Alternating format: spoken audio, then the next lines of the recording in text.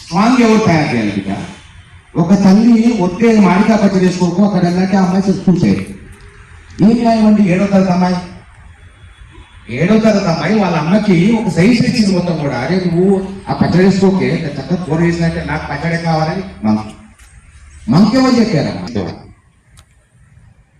మీరు నిర్ణయం చేసుకొని మంచి చక్కగా మైండ్ని చాలా స్ట్రాంగ్ ఎడ్యుకేషన్ అంటే మీరు అంటారు ఇంతక పాపానికి మొత్తం కూడా బాగా చదువుకుంటే ఐఏఎస్ ఐపీఎస్ అవుతాము, డాక్టర్స్ అవుతాం, ఇంజనీర్స్ అవుతాం. ఎవరికి కావాలండి డాక్టర్స్, ఇంజనీర్స్, ఐఏఎస్ ఐపీఎస్? ఎంతమంది అవుతారు సార్? ఎంతమంది? అందరూ డాక్టర్లు అవుతామా? అందరూ ఇంజనీర్లు అవుతామా? తర్వాత ఎన్ని ప్రాజెక్టులు కడతాం మనం? తర్వాత అందరికీ కాదు, అలా కాదు.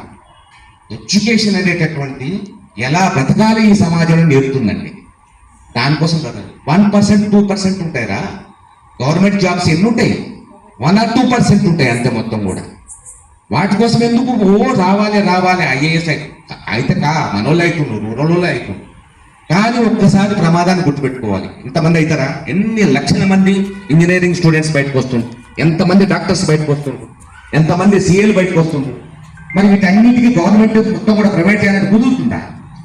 కానీ ఈ సమాజంలో ఎలా బ్రతకాలి, పరిస్థితులను ఏ విధంగా అర్థం చేసుకోవాలి అనేటటువంటి అలా అయితేనే ఈ సమాజంలో మనకి వేరే వాళ్ళు లేకుండా మనం రాజాలకే బ్రతకాలి, మన కుటుంబం మంచిగా ఉండదు.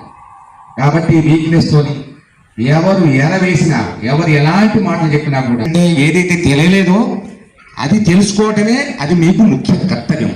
మీ పని ఏంటి? ఎడ్యుకేషన్. మీరు జాబ్. నా పని ఏంటి? జాబ్ చేస్తున్నా. సార్ పని ఏంటి? జాబ్ చేస్తున్నా. వీళ్ళు ఏం చేస్తున్నారు? ఈ యొక్క వాడకి కావలసిన అవసరాలు తీరుస్తున్నారు. మీ పని ఏంటి? చదువు తప్ప ఇంకా వీరికి ఇంకే పని? మీ డ్యూటీనే చదువు. అదే నాకు అర్థం కాదు. డ్యూటీ చదువు పెట్టేసి ఎందుకు రావండి 100 మార్క్స్ పెద్ద లెక్క. మీరు చేసే పని ఆ పని కదా బిడ్డ. 10/10 ఎందుకు రావండి? మా డ్యూటీ మేము సక్రంగా నిర్వర్తించినందుకు, మీ తల్లిదండ్రులు ఇక్కడ పంపించినందుకు మీరు వచ్చింది ఎందుకురా? ఫెయిల్ కావటానికా, పాస్ మార్కులు కావటానికా? ఎందుకు రాదు? కంపల్సరీ రావాలి. మీరు ఉన్నదే దానికోసం, నువ్వు తీసుకుందే దానికోసం, నువ్వు పుట్టిందే దానికోసం. అలా అనుకుంటేనే మనం మంచిగా ముందు మనగడ సాధించి మన తల్లిదండ్రులకి మంచి చక్కగా పేరు ప్రతిష్టలు, మనకి ఈ సమాజంలో గౌరవం తలెత్తుకొని తిరిగే విధంగా ఉంటుంది. చదువు వల్లనే జ్ఞానం వల్లనే సమాజంలో ఏ విధంగా బ్రతకాలనేటటువంటి మీ అందరూ చెప్తూ ఉన్నాం. మాకెవరు చెప్పేది లేదు నాన్న, నాకెవరు చెప్పకుండా కూడా మీకు నేర్చుకున్నాం మొత్తం కూడా. కానీ మీకు చెప్తున్నాం, రాబోయేటటువంటి ప్రమాదాలలో మీరు ఎట్టి పరిస్థితుల్లో కూడా ఆ వలలో చిక్కకూడదు. ఇప్పుడు ఇన్స్ట్రక్షన్స్ ఉంది. అయితే 10th class 9th class alert చేస్తారు. ఎందుకంటే తల్లిదండ్రులని చెప్పిన వాడు తత్వం చదువుకొని వస్తారు. అందరూ స్కూల్ అంతా నీట్గా డెకరేషన్ చేస్తాం. డిఓ గారు వస్తున్నారా, అందరూ రెడీగా అన్ని చదువుకొని రావాలి. ఆవు పాఠం చదవండి అని చెప్పినారు. ఆవు పాఠం చదువుకోవాలి. తెలుసా ఆవు పాఠం? చెప్పండి, ఆవు గురించి చెప్పండి. ఆవు పాఠం అంటే ఆవు పాఠం తెలియదా? ఆవు కథ తెలియదా? ఆవు తెల్లగా ఉండను, ఆవు గడ్డి మేయను, ఆవు పాలు ఇచ్చును, పాలు తోడుగొట్టి పెరుగును, పెరుగు చిలికితే వెన్నొచ్చును, వెన్న నెయ్యవును, నేర్చి మిఠాయిలు చేసుకోవచ్చును. అవి మనకి అది ఆవు పాటు. అది నేర్పారు మన మాస్టర్లు. ఇప్పుడు మాకు బాగా చదివి పెట్టిపోయాను అందరూ. ఎవరిని అడిగినా అదే చెప్పాలి. అయితే వచ్చే డిఓ గారు అందరూ బాగా చదువుకుంటున్నారా, టీచర్లు బాగా చదువుతున్నాడా అని అందరూ ఊపినాం. నాలాంటి తెలియగలని లేపి విమానం గురించి చెప్పురా అన్నాడు. మరి ఇప్పుడు ఏం చెప్పాను? ఇప్పుడు మీరు ఎవరో తెలియగలని ఒకరు చెప్పాలి నాకు. విమానం గురించి చెప్పన్నాడు. ఎవరో తెలియగలరు చెప్పాలి. ఇప్పుడు విమానం గురించి చెప్పాలా? తెలియగల విద్యార్థి ఎవరనేది ఇప్పుడు చెబుతాను నేను. అమ్మా చెబుతా. ఆవు పాఠం. డిఓ గారు వచ్చి విమానం గురించి చెప్పన్నాడు.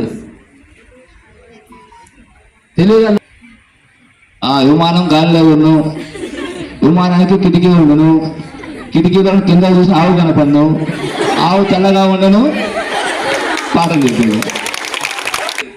ఎక్కడ ఫెయిల్ కాకూడదు. డిఓ గారు ఏం మాట్లాడుకుని వెళ్ళిపోయింది. ఏమన్నా డిఓ గారు ఏం నవ్వుకొని వెళ్ళిపోయిండు. అంటే వీళ్ళు ఏం చదువుకున్నారని అర్థం, ఆవు పాఠం చదువుకున్నారని అర్థం. కాబట్టి తెలివిగా పనిచేయండి, తెలివిగా చదువుకోండి, మంచి భవిష్యత్తును నిర్మించుకుంటారని ఆకాంక్షిస్తూ ఈ యొక్క వార్డు పెద్దలందరూ కూడా ప్రత్యేకంగా ధన్యవాదాలు తెలియజేస్తున్నాం. Thank you.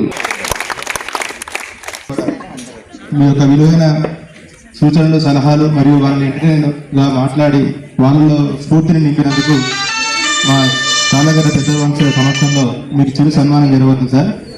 జనార్దన్ రెడ్డి గారికి, అడిషనల్ ఎస్పీ గారికి, విక్రి నాగేగౌడ్ గారిని చాలా సన్మానం చేయాల్సిన కోరుతున్నాం. అనే తరపు నుంచి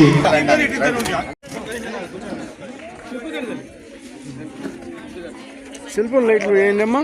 సెల్ ఫోన్లు ఉంటాయి లైట్ వేయండి. ఎవరైనా లైట్ కొద్ది లైట్ వేయమ్మా. సెల్ ఫోన్ లైట్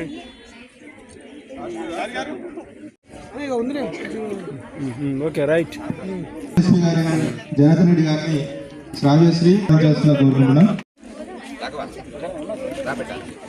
ఇక ఎట్లా కొంచెం